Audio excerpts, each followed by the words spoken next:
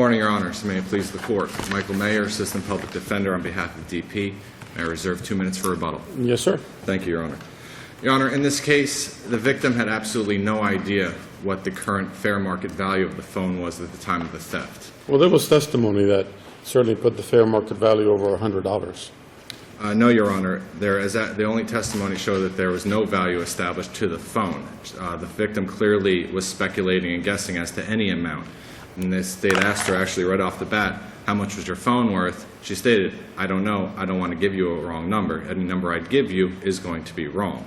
Fact is, she didn't know the original purchase price of the phone because she received it as a free upgrade. Having the original purchase price is She mandated. eventually testified that it was worth $150, $200, or $250. That's what she yes, said. on page 19. That was the range that she provided. Correct, and that range is merely speculatory and is merely guesswork, and the law is clear that guesswork as to the amount of value is insufficient to prove that it's over $300, or in fact prove any amount of value whatsoever.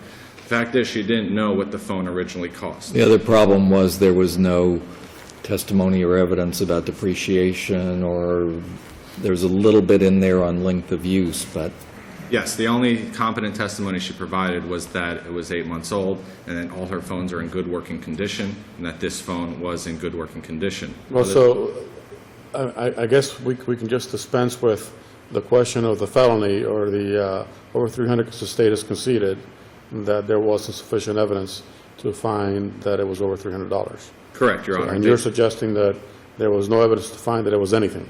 Exactly, and that's what the law states. In fact, in the state's entire brief, they cite to KW, which was that principle of law, a life experience exception, was expressly quashed by the Florida Supreme Court. But That's far different. that would reduce it to petty theft, second degree. Exactly. Okay. Yes, there was a theft here. Right, but there's a far difference between a life experience of what one thinks what's worth and the actual victim believes it's worth, and you do have testimony in this record that regarding the memory cards, regarding the case, and when you total all these things up, what they add up to. Yes, on page 20, the victim did testify it can reach up to $310 with the memory card and with the case. Without it, it can be $350. So therefore, by the victim's testimony, the phone's actually worth more without the free upgrades and without the case and memory. That's clearly speculating. She obviously had no idea what the market value was. She didn't know. Actually, it's not. I mean, they're not. Nobody can actually testify to the current market value of anything that depreciates unless you're a certified appraiser. I respectfully disagree. I believe it's very simple. They could have had How could I testify what the value of my iPhone is right now? Well, I would believe that perhaps, or most respectfully, Your Honor, you would be the wrong witness for the state to call. They could have easily called an employee of the store, someone with personal knowledge as to Samsung phones, and to exactly... Stores usually don't sell used phones. Perhaps some do. If they wanted to establish the fair market value, they could have easily, assuming that they could have laid the foundation for authenticity, websites of eBay, Amazon, showing what the fair market value is. The fact of the matter is, she never testified as to what the original price was. Without the original price, it's impossible for her to establish what the fair market value is at the time of the theft. The only thing, as Your Honor mentioned, the only thing she could testify to is that it was in good working condition. There's a 4-step process pursuant to Negron, the Florida Supreme Court. All 4 factors have to be met. She only testified to 2 of them. Her testimony is insufficient. She did not establish any kind of value whatsoever, and therefore DP can only be convicted of second-degree petty theft. I'd like to reserve the remainder of my time for rebuttal. Very well.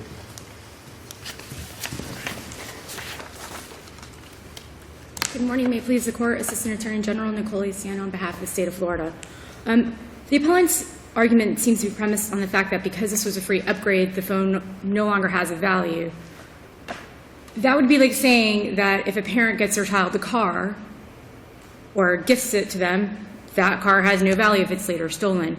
Here, the victim testified that the original cost of the... Well, that would only make sense if you're automatically entitled to another free upgrade. Therefore, it'd be worth nothing. I mean, there's nothing in the record suggesting that. Presumably, if somebody steals your phone, you then have to procure another phone, and to procure the exact same phone, there's nothing to indicate that you'd get a free upgrade. Exactly. And it goes on to, here that the victim did testify that the original cost was in the $350 range. Then she went on to say that she kept her phone in perfect condition. And that was unrebutted, right? Pardon? That's unrebutted. Exactly. This is unrebutted testimony. They didn't rebut this. And she also testified that it was kept in perfect condition, that it was working, that it had no scratches, and it had no dents, and it was kept in the case. Your Honor pointed out that stores don't normally sell used cell phones. They don't. So it'd be ridiculous to think that the state can go to Best Buy and say, This is okay, far different than someone else who had no relationship to the phone to testify, as they did in the Supreme Court case, that in my life experience, a used phone might be worth this. Here you're talking about the victim who actually procured the phone. Exactly. And the reason why the case was overturned in the Supreme Court was in Marrero was that the state did not present any testimony as to cost. Right. Here, the state did present testimony as to cost, and then this judge entered a factual finding saying that she found what the amount of the phone was. If this court has any further questions? So having conceded on the grand theft, you're asserting before us that it should be petty theft first degree, above $100? Yes, Your Honor. Okay, thank you. Thank you.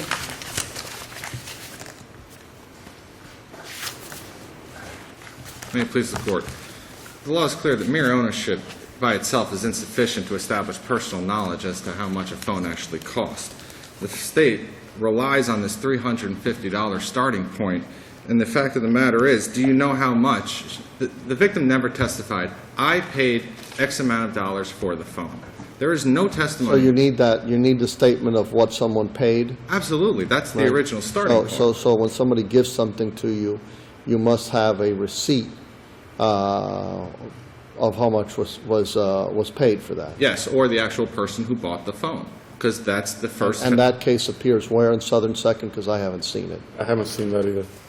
that I think that the cases stand for the proposition that you testify about the fair market value, or you go through the other factors. Yes, correct, and I apologize if I Not both. misspoke. No, you didn't. No, I'm not.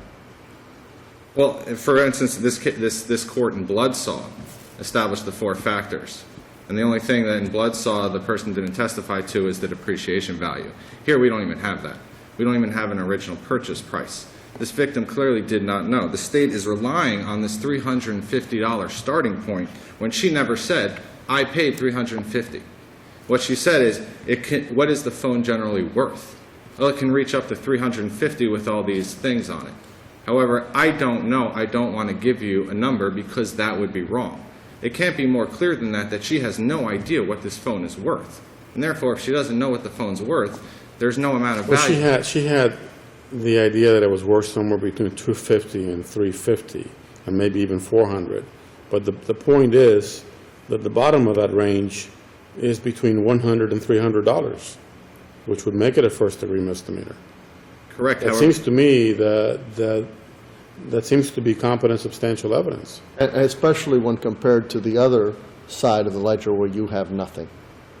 I believe the state had nothing about the testimony about the value here. So you say.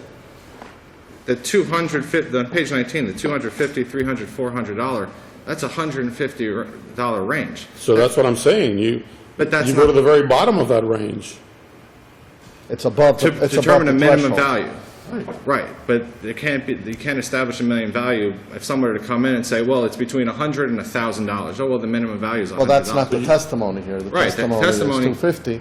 And could you not have come in simply with a thrift shop owner saying, no, it's worth less than $100? But that would be placing the burden on the defense. And Well, they came forward with something. But something of that's, course, you say it was nothing. well, it was something more than nothing, which would be speculation. I mean, it can't be more clear than the victim saying, I don't know. I don't want to give a wrong number because whatever number I give, that's the wrong number. That's not competent I evidence. think we understand your argument. What would you like us to do in the case? Reverse the conviction and with an order that he can only be convicted of second-degree petty theft. Thank you very much. Thank you.